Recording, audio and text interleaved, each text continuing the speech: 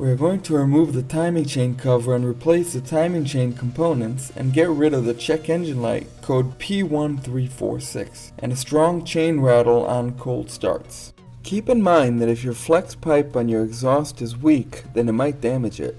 And you're going to have the engine raised and lowered for clearance. And that puts some stress on the flex pipe. I've seen them leak after that. Mine did not have issues as the flex pipe was in good shape.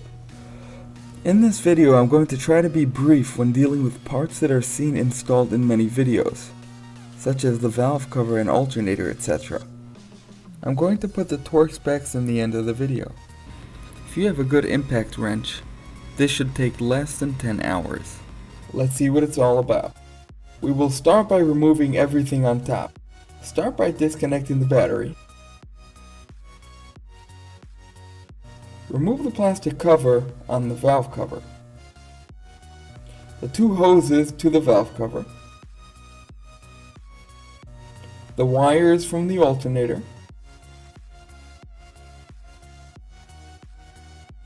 The wire loom holding bolt.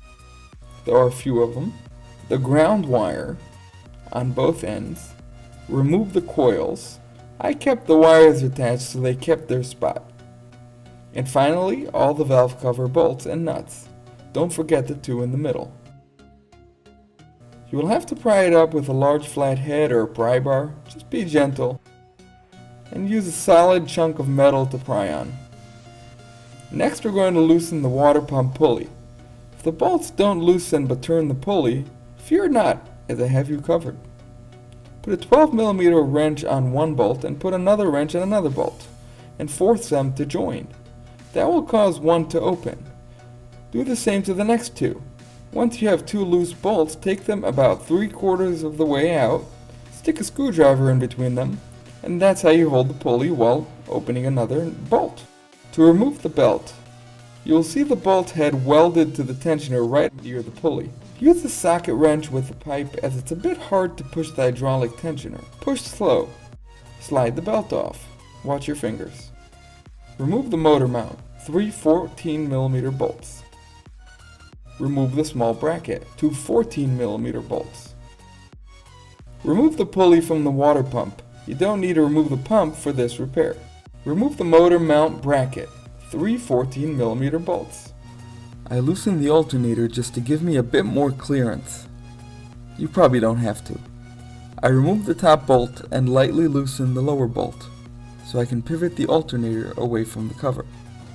That's it for the top for now. Let's clear the way from the bottom. Jack up the car. Always use a jack stand. Set the emergency brake. Make sure the car is very stable. Remove the tire. Remove the little plastic splash cover, 2 10mm bolts. Next remove the nut stud holding the motor to the motor mount. It's a 19mm. Now is the time to put a jack with a block of wood to support the engine, and so you can move it up and down according to where you want the engine. Now would be a good time to drain the oil, if you haven't already. I believe it's yet again a 14mm. Next we are going to remove the 3 nuts holding the motor mount to the frame. 2 should be covered by round plastic covers. Next we are going to remove the bracket that attached the motor mount. 3, yes you guessed it, 14mm bolts. Now we will remove the belt tensioner assembly. It has a stud and a nut on the bottom, and it has a bolt on top. The top bolt is long, it's easier to remove it with the tensioner. You might need to lower the engine to the subframe to remove it. Next we remove the power steering pump. We just move it out of the way, you don't touch the lines. You have 2 holes going through the pump, one above the other. You go in through the pulley. A 14mm deep socket is required. Once they are removed, you pry the pump away from the engine. Next we want to turn the engine to top dead center, or TDC in short, where the little notch in the pulley is on the 0 on the engine cover. I marked mine with a marker, so it's easier to find. Next we remove the crankshaft pulley. There are many methods on how to hold the pulley, but hopefully you have a large enough impact wrench. It shouldn't be on too tight. You might need to lightly pry it off with a screwdriver. If it doesn't budge, don't force it. Get a gear puller. This one came off with very little prying. Now we are ready to remove all the bolts, nuts, and one stud in order to open the gate to the timing. Here's pretty much where they are. Some are long and some are short, and some are larger than others. You want to keep them in order for a smoother reassembly. We will start by removing the bolts and nuts going into the bottom of the timing cover from the oil pan. There are only 4 that need to be removed. You don't need to remove the actual oil pan. They are 10 millimeters. It's pretty easy to get to them with a long extension. Raise the engine a bit so you can see them easily. Next we will remove the chain tensioner held in with 2 10mm nuts, coming in on top from the side of the timing cover. It is under the big wiring loom on the rear of the engine. You want to make sure the loom is as much out of the way as possible by detaching it from the engine with its little clips. You can probably zip tie it away from the tensioner. A 10mm ratcheting wrench is very handy here. This was the failed part in this engine. It caused the chain to skip a tooth, and there was a loud rattle on cold starts, and a constant light rattle at all times. Next we will start removing the bolts on the lower area. Try to set them down in the order they came out, although it's very easy to figure out which bolt goes where. About half of them are accessible from the bottom and half from the top. Move the engine up and down as necessary. Remove the stud that held the belt tensioner. It requires an inverted torque socket. Mine came out by hand. Remove the rest of the bolts and nuts. And there are 2 in the middle, one above the other. Now is the time we double check we got out all the bolts, nuts, and stud. There is a hidden 14mm behind the wire loom. I didn't remove the crankshaft sensor, as it's in there very tight. And you might ruin the O-ring or even break it. Make sure the wire is released from its clip and out of the crevices in the engine. Now it's finally the time to remove the timing cover. Lightly pry on top in all areas. I use the bolt on the camshaft to pry against. It shouldn't need too much force to break the seal. Just rock it back and forward while pulling up slightly and it will break free. Don't pry too hard as aluminum can crack. With patience it will come out. Here's our timing chain. We can look closely at our marks to see where we're holding. I'll get to those in detail soon. Now we can go ahead and remove all the timing chain components.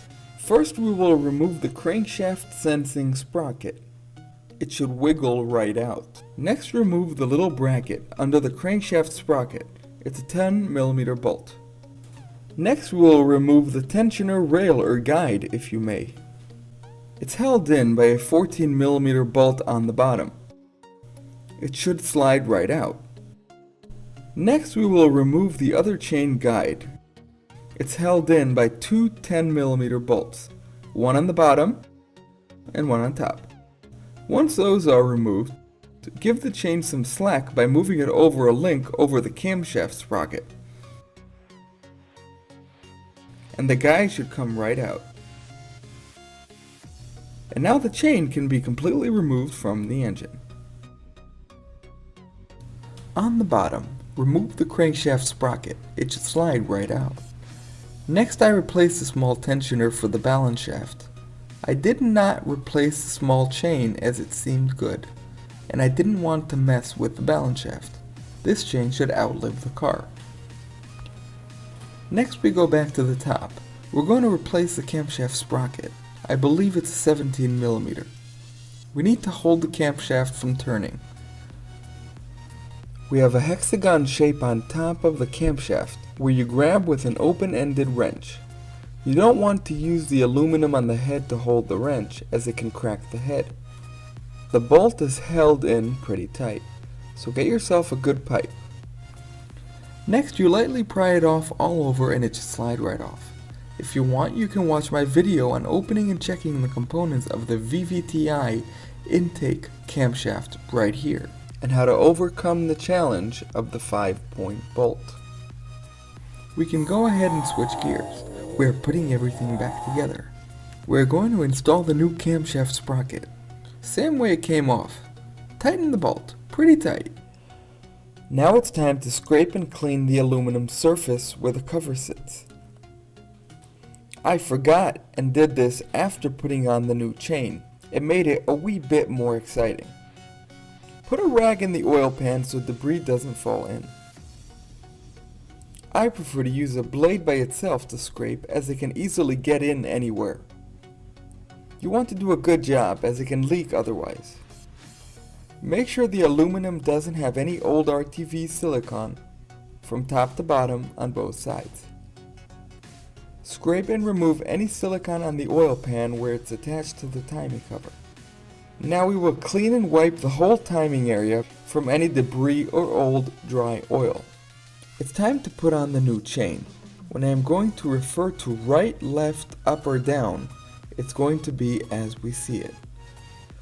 It's really difficult to set it wrong.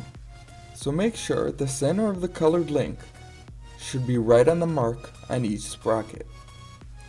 The two markings on the chain that are near each other are for the camshafts on top, and the one on the bottom is for the crankshaft on the bottom of the engine.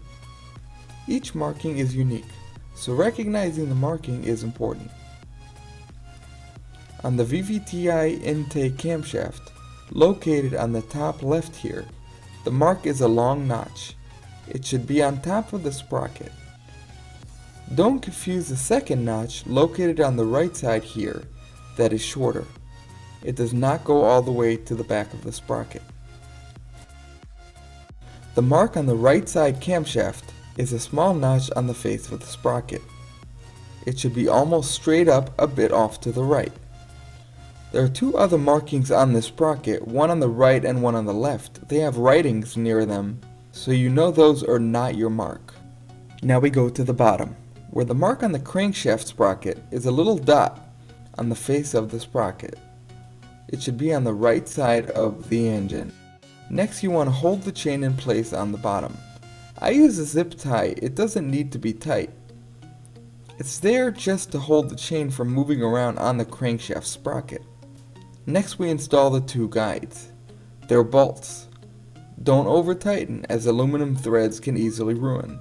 The larger bolt, the one for the tensioner guide, needs to be on pretty tight. Now we remove the zip tie. There are markings on the engine corresponding to the markings on the chain. On top these are very small arrows, located on the engine. You might need to wipe off the engine a bit to see them. They are tiny. The arrow on the right on top is located right near this cap bolt. The arrow aims towards the center of the painted link. The one on the left camshaft is also facing its painted link. It's underneath the wire loom, so move it out of the way. It should sit nicely in front of the engine.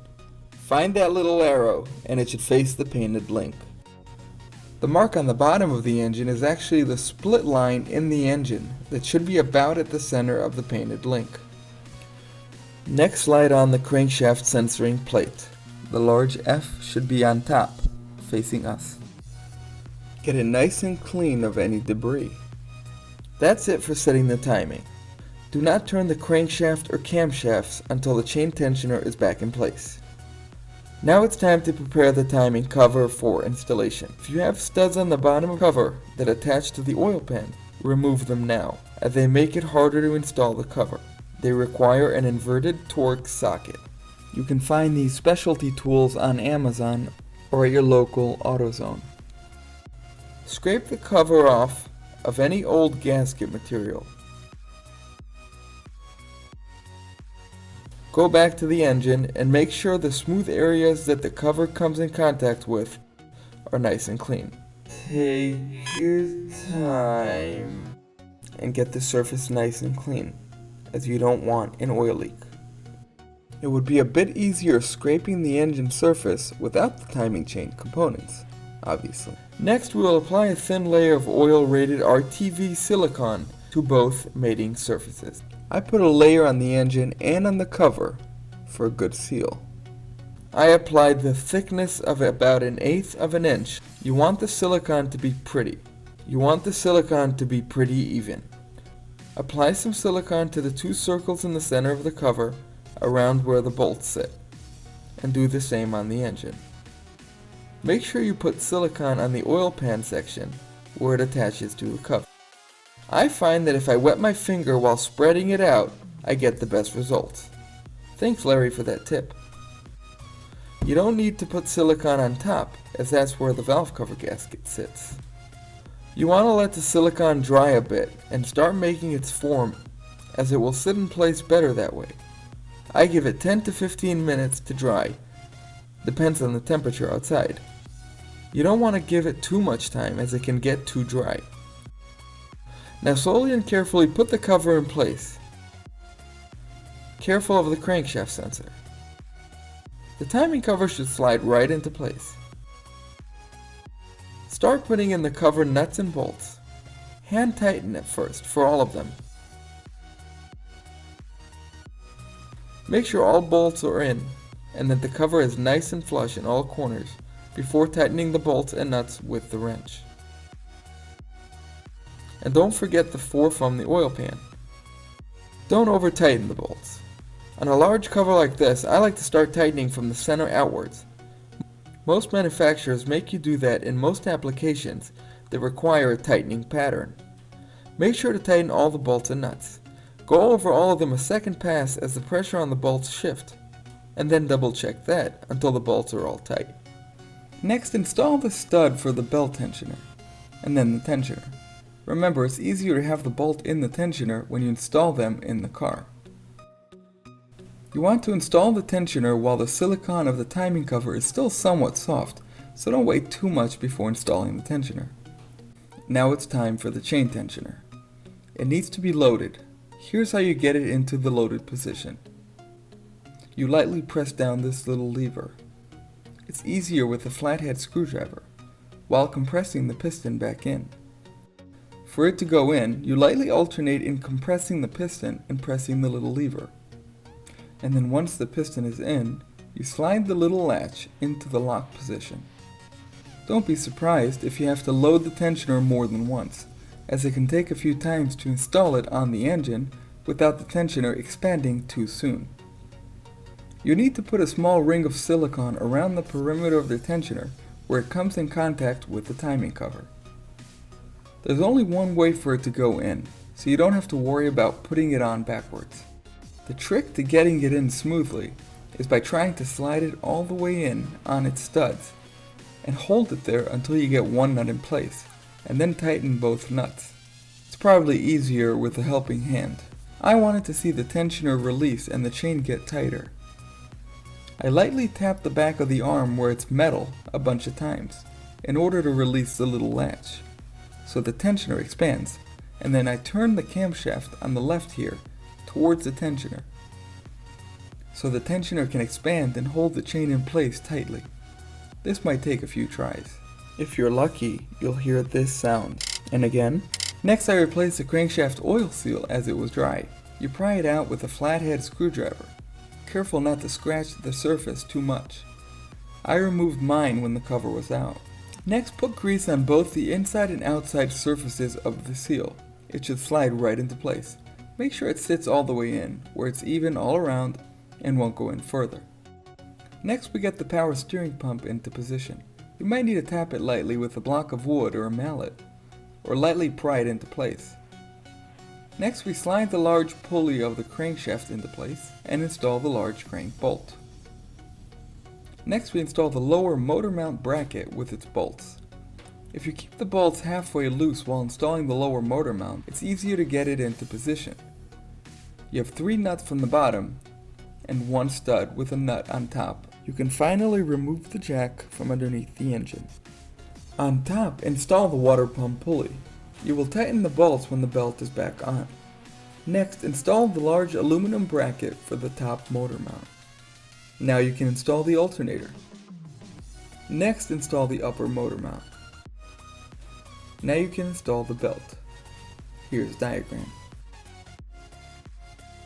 Now we can tighten the water pump pulley bolts. At this point, before installing the valve cover, I like to give the timing components a nice oil bath, so I poured 2 quarts directly on the moving parts, all over inside the engine. Careful not to get any into the spark plug holes. Now install the valve cover, hopefully with a nice new blue gasket. Make sure the surfaces are pretty clean. I use a little RTV silicone to hold the gasket in place in the corners, where the gasket wants to slip out of place. Tighten all the bolts, but don't over tighten them. Remember, this cover is thin aluminum, and a good gasket does not need to be crushed. Next, reconnect and install the coils, the hoses, the little clips for the wiring loom to the timing cover on top, the rest of the connections, such as the alternator, the ground wire, reconnect the battery, and you're pretty much done. Don't forget to add the rest of the oil. Should be about 2 more quarts. If you need, you can change the oil filter. Here I like to make sure oil gets where it needs to be before actually starting the car. I crank over the engine about 5 times with about 30 seconds in between, while the fuel pump or fuel injectors are disconnected by the relay or fuse. Next, start the engine. You've earned it. Don't forget to install the little cover inside the wheel well. And lastly, the tire. You're done. Here are my torque specs. I recommend you get a repair manual with the latest information. If you find I have missed something, or you have any questions while, before, or after your repair, please let me know in the comments, as I will try to expand or correct anything in the comments. I hope you enjoyed this video. Thank you for watching. If you would like to thank me for the time I put in this video, the best way to do that is to subscribe. It's a mighty help to me.